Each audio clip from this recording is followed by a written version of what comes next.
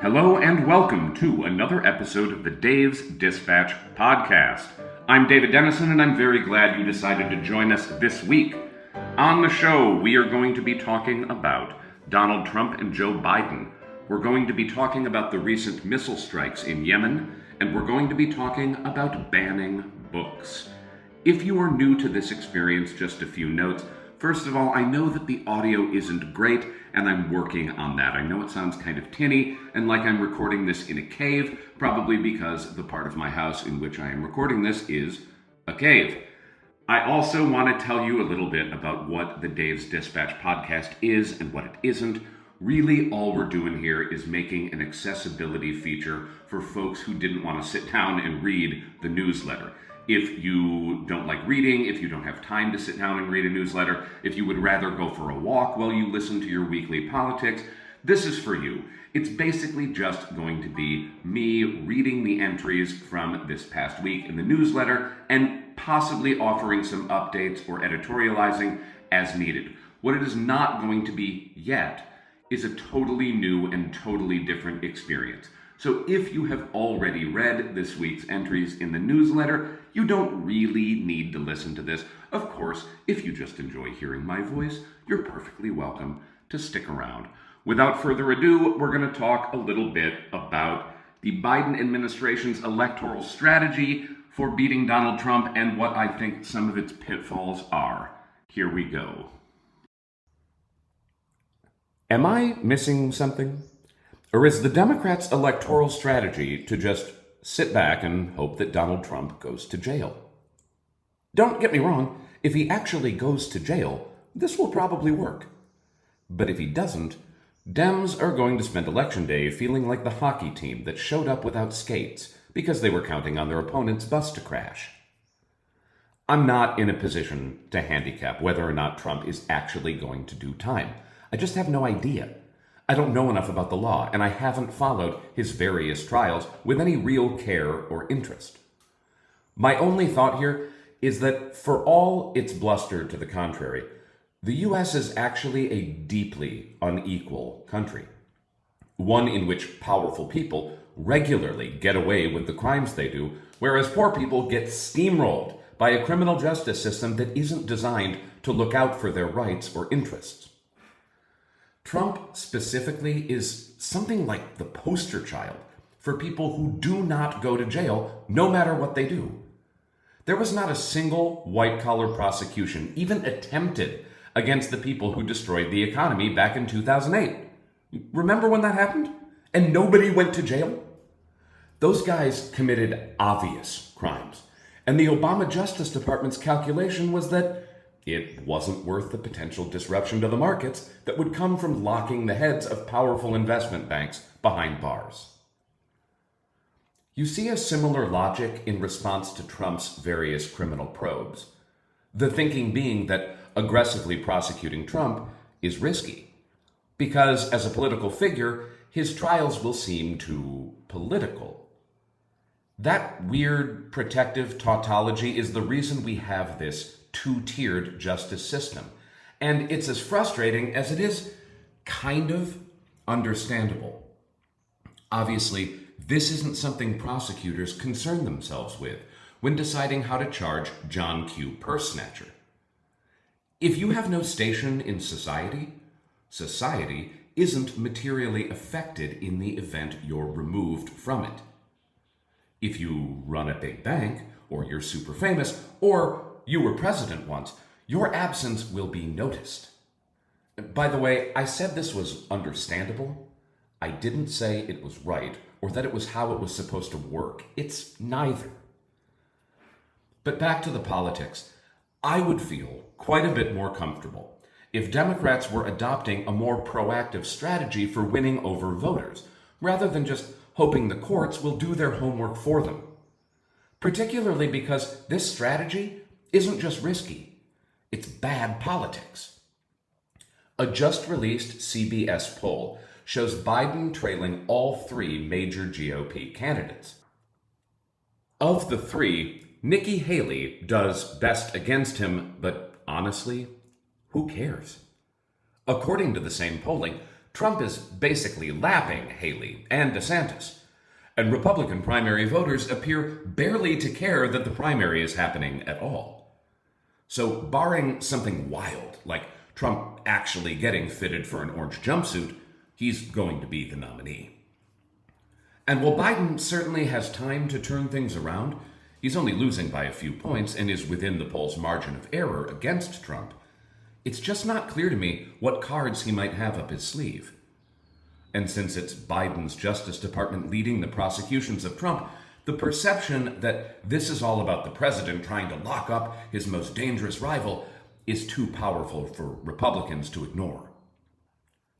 Even if that's not really what's happening, and I don't think it is, how are they supposed to agree that this is all above board, and that Trump's status as a major party candidate is totally incidental to his criminal headaches?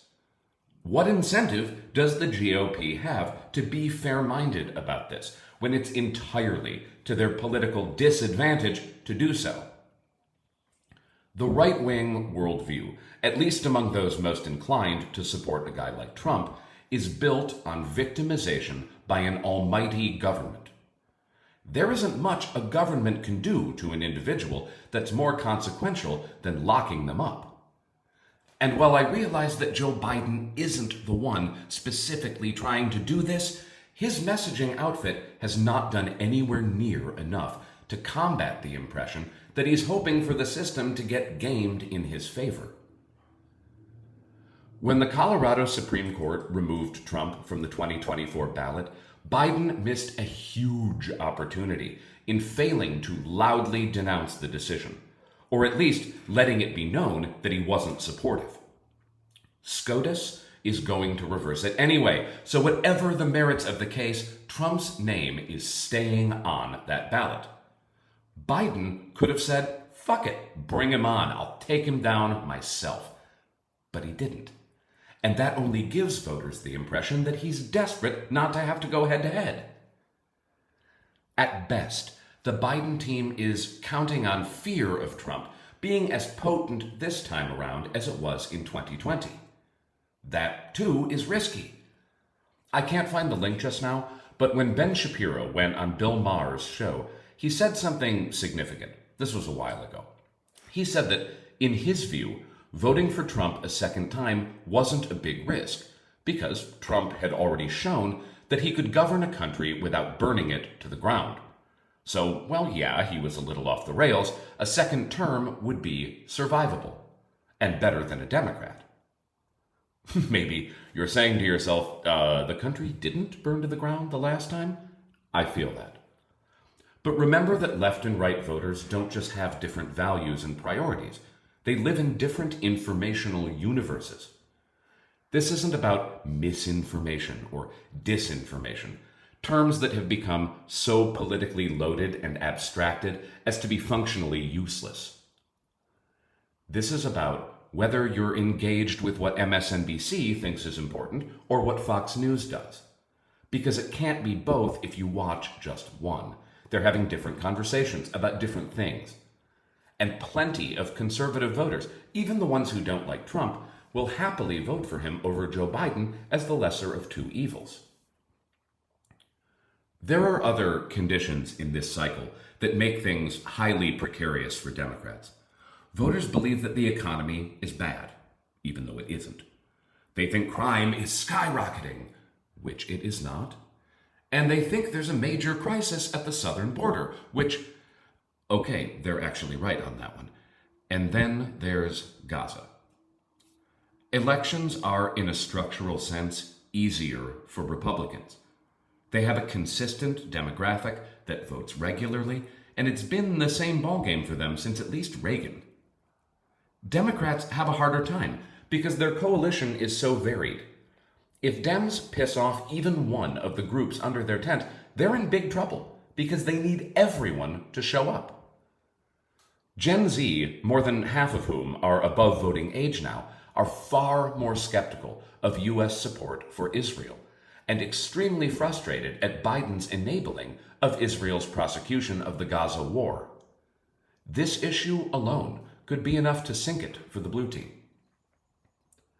The point of all this is that the Biden camp needs a plan that presents a positive vision for the country, a positive framing of his presidency thus far, which shouldn't be too hard because he's actually done a decent job. And they need a plan that assumes that Trump will be very much in the mix and not, as perhaps he should be, trading cigarettes for protection in the yard. Tomorrow, we head off to the races. Iowa this week, New Hampshire next week, and so on. And while it's looking like a pretty stable contest at this point, anything could happen. Election eve predictions have a habit of becoming famous last words for political commentators, and I don't want to fall into that trap. But if you're a Democrat, you should be very, very worried right now, and very skeptical of any DNC hack who tries to tell you it's all gravy. The Democratic Party hates messy primaries. Up until now, their key prerogative has been trying to avoid serious Democratic challengers by presenting Joe Biden as fit as a fiddle and ready for anything. Depending how long Trump's challengers can hang in there, we could have a chance to test their reassurances in as little as a few weeks. I guess we'll see. We're going to take a short break here. If you like what you've heard so far, please do me a favor and hop on over to Substack so that you can subscribe to my newsletter, Dave's Dispatch. It's available at denisonwrites.substack.com. That's Denison with two N's, and that's writes like to write down your grocery list. Now, before we move into this next segment, which is about the recent bombing campaign against the Houthi rebel group in Yemen, I just want to offer a little bit of preface. I got into a spat on Twitter this week because I didn't agree with this person who was yelling at me about what the definition of the word war is. At several points during this next segment, I'm going to refer to what the Biden administration is now doing in Yemen as a war. Now, I understand that not everybody agrees that that's what we should call it, but that's also kind of the point of the next segment. That the word war is a loaded term, and if you use it, there are certain implications, like that you're supposed to have Congress be the party that decides we're going to go to war and not the President of the United States. In my view, when you are launching missiles at a different country, that's war. And to use a counterfactual, I want you to imagine, because a lot of people think, well, the Houthis aren't Yemen. They're a rebel group. They're a terrorist group, in fact. So we can bomb them. That doesn't count as bombing a different country. Okay, let's run a counterfactual here. Imagine that there were some kind of extremist group in, for example, South Carolina that declared themselves to be at war with the United States government. Then imagine that that rebel group in a compound somewhere in South Carolina began attacking Iran. Maybe they were doing cyber attacks. Maybe they were sending people over to Iran to go blow themselves up or shoot up crowded markets, whatever it is. Then imagine that Iran flew airplanes over to South Carolina and bombed this compound. Are you really telling me that people in New York and people in Dallas and people in Sacramento would not consider that an act of war against the United States perpetrated by Iran? And the answer is, of course. Everyone in the United States would feel that it was an act of war. So we can haggle over semantics and we can play these word games in the Western press. But the reality is, for people in Yemen who are not stupid, trust me, I have been there and I have met many of them, they are experiencing this as a war. They are experiencing this as the United States having attacked their country, even if the part of their country that the United States attacked isn't a part that the officially recognized Yemeni government controls.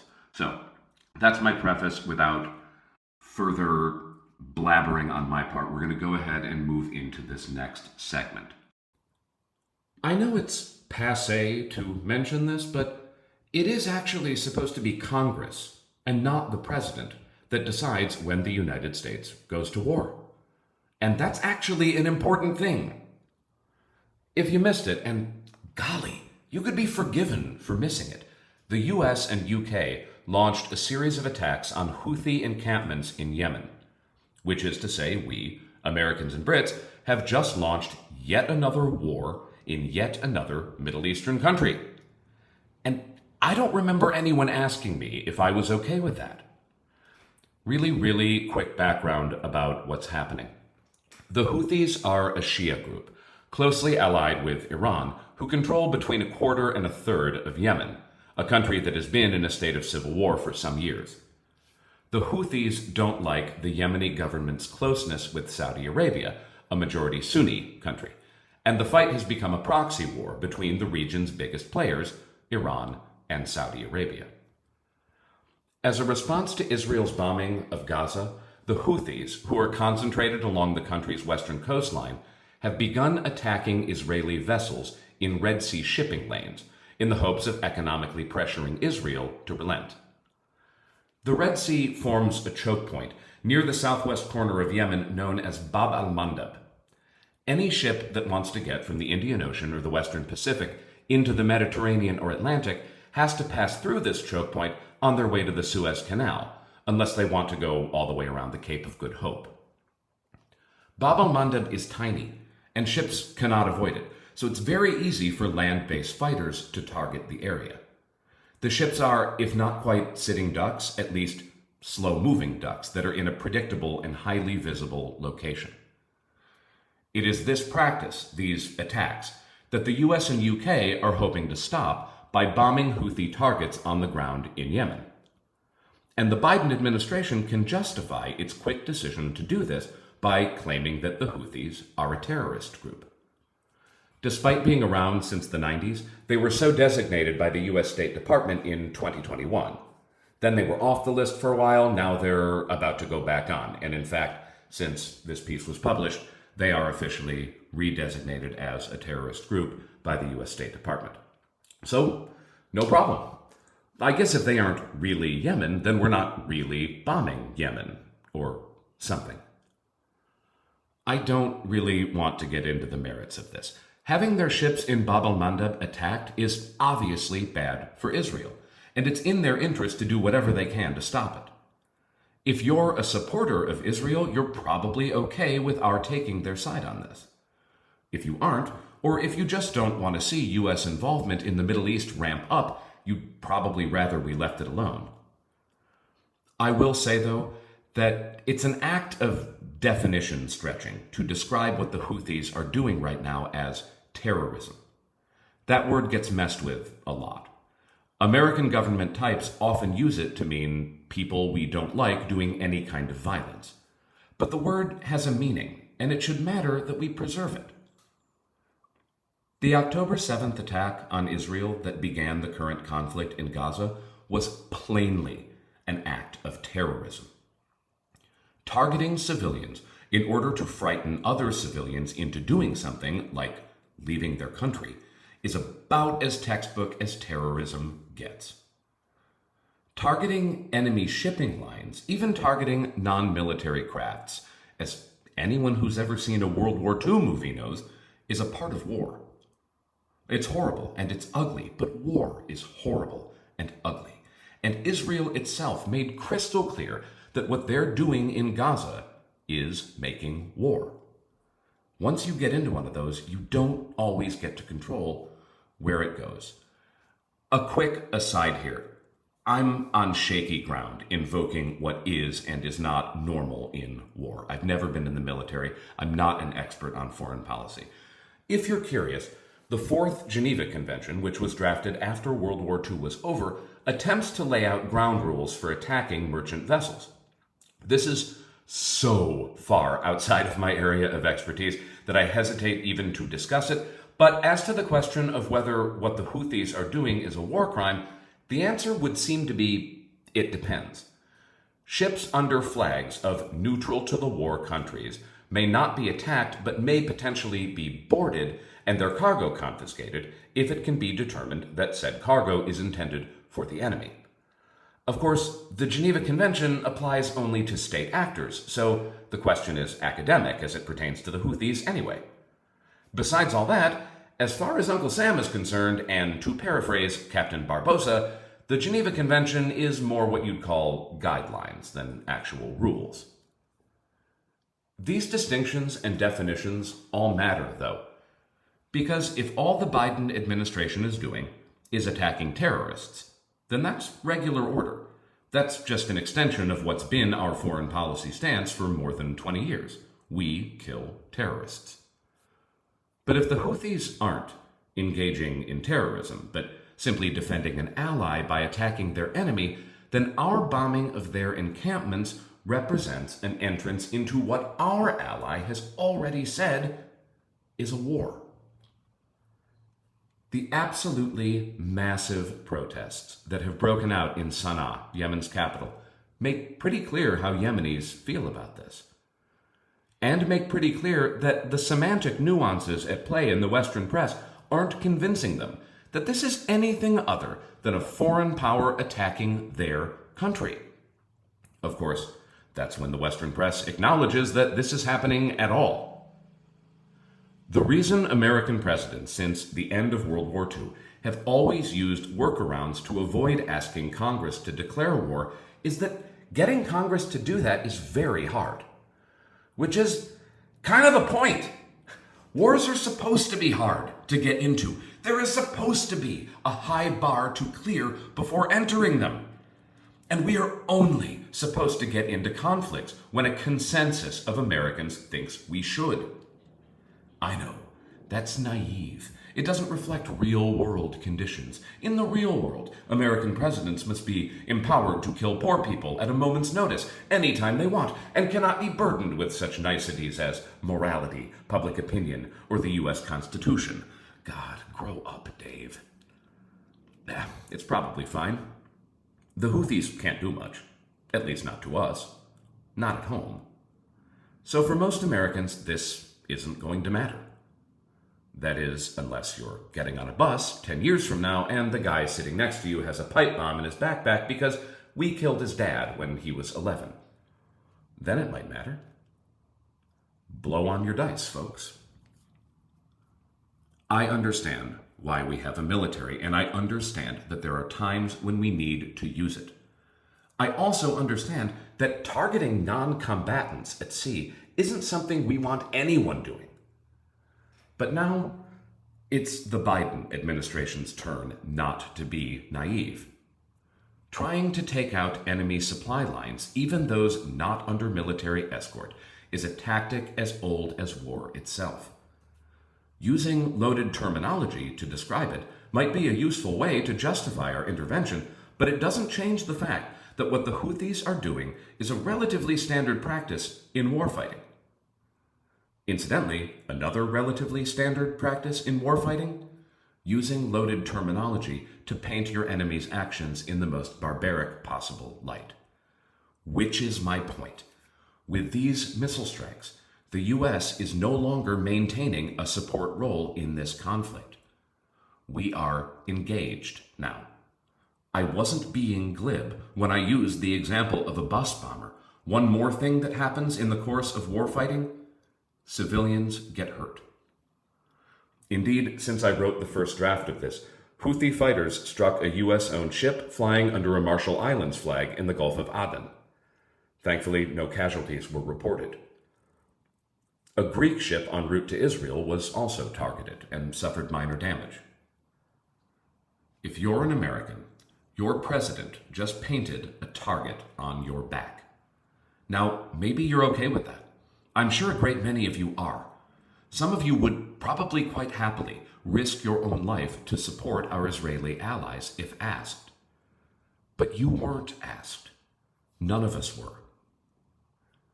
Maybe you figure that any target on your back is blurry enough that you'll probably be okay, and so will your kids. I hope so.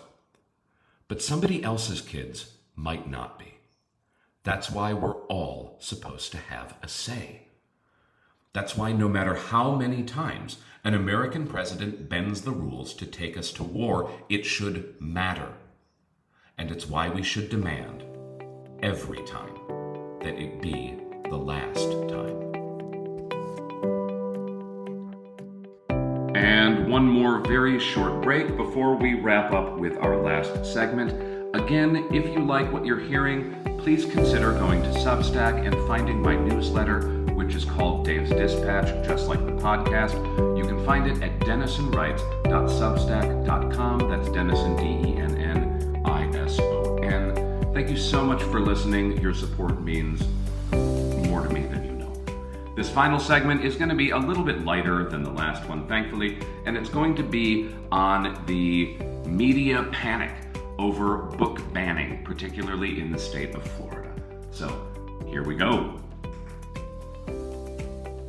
In an absolute screamer of a headline, Axios reported last week, Florida book bans hit dictionaries. Now, the fine print of the article, by which I mean its text, makes clear that no, in fact, Florida schools are not banning the dictionary, nor is the state of Florida telling them that they have to. One district in Escambia County has pulled 1,600 books for review to ensure that they are in compliance with HB 1069, one of Governor Ron DeSantis' signature pieces of legislation. The law, he says, is meant to give parents more control over what their kids are taught in schools. If you've heard of it, you likely know it by its pejorative moniker. It's the Don't Say Gay bill. Between it and its cousin legislation, SB 266, the Individual Freedom Act, better known as the Stop Woke Act, Ron DeSantis has distinguished himself as one of the more creative and one of the more hardcore opponents of wokery in education. I'd love to dig into both of these bills, and maybe I will in another post. For example, the Don't Say Gay bill gets many things wrong, but it does not actually prohibit teachers from saying gay. But we already have lots to unpack here. Both laws are kind of old news at this point, and their merits are really only tangential to today's discussion, which is the phenomenon of book banning. Is it justified? Is it serious? Is it real? First, the substance of the "they're banning dictionaries" hysteria. They aren't banning dictionaries.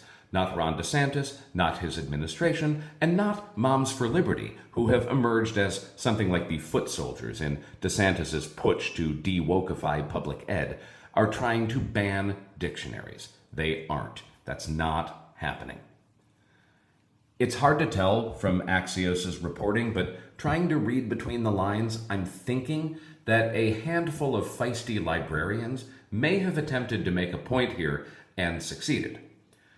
Public school librarians skew both liberal and clever, and it's a pretty good bet that they're not wild about HB 1069. If I had to guess, and this is just that, a guess, a handful of them are playing for these headlines by intentionally interpreting DeSantis' law in the most ridiculous way possible. Like if your mom yells at you to clean out the fridge and you respond by throwing away all the food in the house. To which I say, fair enough. The law is both vaguely worded and a total overreach. If Florida educators want to make some mischief by pointing out that governors of American states should not be in the business of deciding which books school kids get to read, fine. Good on them. I love a bit of cheeky civil disobedience. Now, it's also possible that I'm totally wrong here, that this is serious and that actually, these librarians are planning to erect a giant book bonfire to double as the funeral pyre for literary freedom in America. It would seem that PEN America, an advocacy group dedicated to protecting literary freedom, thinks so. They filed a lawsuit against the district alleging censorship. This is very recent news. There's a lot we don't know right now, and it will be genuinely interesting to see where it all goes. Before we move on, though, we need to acknowledge something. In this context, banning books doesn't actually mean banning them. They aren't being taken off of Amazon, they're not leaving bookstores, and nobody is saying that a student in possession of one of these books should be punished. Ron DeSantis may be heavy-handed, but he's not the Stasi. Consider. If you were a librarian at an elementary school and you decided, for example, that Lolita or even Rainbow Six wasn't an age-appropriate choice for your shelves, would we say that you had banned Vladimir Nabokov or Tom Clancy? I don't think so. We use this hyperbolic terminology because, I don't know, maybe we don't have enough to do. But the point is, no actor in this drama is a 20th century authoritarian. All we're talking about here is what school kids should be able to access while they are at school. I would rather that reporting on this were more level-headed and not do things like imply that Florida Republicans are trying to ban the Dictionary and Encyclopedia Britannica. Fun as that may be, it isn't going to fool conservatives in Florida who know exactly what this dispute is and isn't about. I'm worried, though, that it might fool gullible liberals into missing an important part of this, which is why HB 1069 became popular enough to pass in the first place. I won't mince words. The bill is bad. Governors have no business doing what HB 1069 tries to do. And it opened the door to too much abuse and chicanery from groups like the aforementioned Moms for Liberty, who, with good reason, felt empowered and validated by its passage. I do not want Ron DeSantis or Moms for Liberty deciding what Florida students can check out from their school libraries, and I don't want anyone who wants them to have that power either. I want teachers and librarians to do it, which turns out to be part of the problem. Ron DeSantis did not simply wake up one morning and say, I think I'll ban some books today. That's not what happened, and that's not what started this fight. What happened was that a number of districts and individual teachers took hot-button political topics, declared their side the morally correct one, and wrote those views into public school curricula. When pressed, a lot of these educators fell back on human rights defenses. No, they weren't taking a side other than the side of humanity, in which LGBT people exist. All races and religions have equal worth, and people should treat one another with respect and decency. And since normie Americans don't really find most of that objectionable, it might have stopped there. But then came libs of TikTok. If you're a liberal, and you've heard of libs of TikTok without ever having explored it for yourself, what you probably know is that it is a dangerous bastion of stochastic terrorism that marshals vast armies of right-wing internet trolls to pepper its subjects with harassment, doxing, and death threats. That may be partly true, but there's no escaping the fact that most of what the X account does is just repost content from hard-left activists and invite its huge following to rage out to it. Chaya Raichik, the conservative activist who runs the site, absolutely has an agenda. She's very open about that. But her content includes less editorializing than just letting extremist weirdos speak for themselves to a massive and massively hostile audience. This tactic really shouldn't be unfamiliar to anyone. Liberals used it against the Tea Party. Conservatives used it against Occupy Wall Street and use it now against groups like BLM and Antifa. Singling out the craziest members of your opposition and painting your whole opposition as being just like them is a sound strategy. And Libs of TikTok employs it to powerful effect. I've been teaching for a long time now, and I've never met an educator who was even a fraction as nuts as the people who appear on that site. But to many in the Libs of TikTok audience, that's just what teachers are, and what teachers do. And when a member of that audience is, say, the governor of Florida, things can escalate very quickly. One of the effects of this type of activism is to make mountains out of molehills by zeroing in not just on the most ideologically motivated teachers, but on their most ideologically slanted lessons.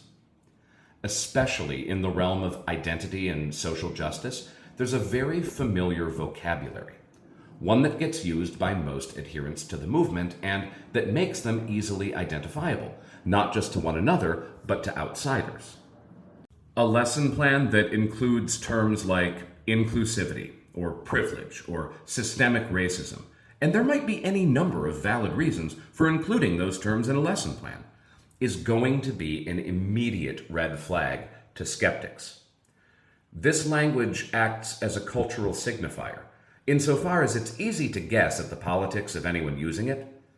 And honestly, and here's where the right has a point, if a lesson or unit plan is loaded with a lot of terminology like that, it's probably legitimate to wonder if it hasn't crossed the line into overtly political instruction. Public education is sacred, and so is the prohibition against it offering instruction that could amount to religious or political indoctrination. Children are highly impressionable, and when parents entrust them to a professional educator, they are trusting that that educator is going to honor the responsibility they're being given, not abuse it by pumping that kid full of edgy buzzwords and political views that are anathema to mom and dad. Is there a line here? Obviously. Skinhead parents probably object to their kids being taught that all races are fully and equally human. And I don't care. I also don't care, and by the way, libs of TikTok does care about this, when gay teachers are open about the fact that they're gay and open about who their spouses are. That's fine. I'm married, my wife is a teacher at my same school, and there's not a kid there who doesn't know who she is and that she's my wife. Does that mean that these kids know something about my sex life? Come on. But if a lesson includes something like, all white people are complicit in racism, that represents, to me, poor judgment. Now, I don't think a lot of K through 12 lesson plans include language like that. I'm certainly not aware of any at any school of which I am aware, but in the social media age, it really only takes one to create a firestorm. And even if it isn't happening a lot, when it does happen, that kind of thing is an overstep. Whether you think the statement in my example is true or not, you must admit that it is a highly controversial idea and one that is subject to heated, ongoing disagreement. It is also, like most of the ideas fashionable among the social justice set, unfalsifiable. You can't prove or disprove it. It's not like evolution, which yeah, some parents object to, but for which there is an immense body of solid, easily replicated science to back it up. Liberals are, except maybe in Florida, currently winning the battle over education. The Free Press, also published on Substack, did some reporting that illuminated an interesting but little talked about dimension to all this. That it may be mostly progressives who freak out about book banning, but it's conservatives who have more to worry about with regard to viewpoint diversity in schools. Books by conservative thinkers, while not directly banned, are hard to come by in the extreme in public school libraries. It's not that they're forbidden, it just doesn't seem to occur to anyone in these libraries to stock them on shelves. If the problem with banning books is that it denies readers access to ideas, shouldn't we also care about these soft bans? About books that don't get yanked, but only because they were never there in the first place? If not, I sort of have to wonder if our problem is really banning books, or if it's just banning our books. By the way, it is not a good thing that liberals are dominating in this fight, even if you, as I am, are a liberal. Because we shouldn't be fighting the battle over education like this in the first place. Irritating half of the parents who send their kids to public schools cannot help but damage the integrity of public schools. And the counterfactual, what would it look like if the other guys were winning, doesn't require any imagination to consider at all. We've seen what it looks like when conservatives try this stuff. Patriotic education. Gloss over the civil rights era. We won in Vietnam. Reagan was the most transformative president in U.S. history. If you think all that stuff is okay, then by all means, keep playing this game. It may not be for a while, but you're going to end up on the wrong side of it again. But if you don't like the sound of that, then maybe consider how conservative parents feel when their kids come home and start telling them that mom's taco salad is culturally appropriative. All Americans have the right to send their kids to public school, and none of them should have to worry when they do that their trust is being violated by teachers trying to turn their kids into future party members. That's why it's so phenomenally important to be fair, just, and reasonable when deciding what and how to teach. The idea of banning the dictionary is undoubtedly a funny one. But that's not really the crux of this issue. And liberals need to engage here, not just laugh themselves to sleep, secure in the knowledge that they're on the side of good.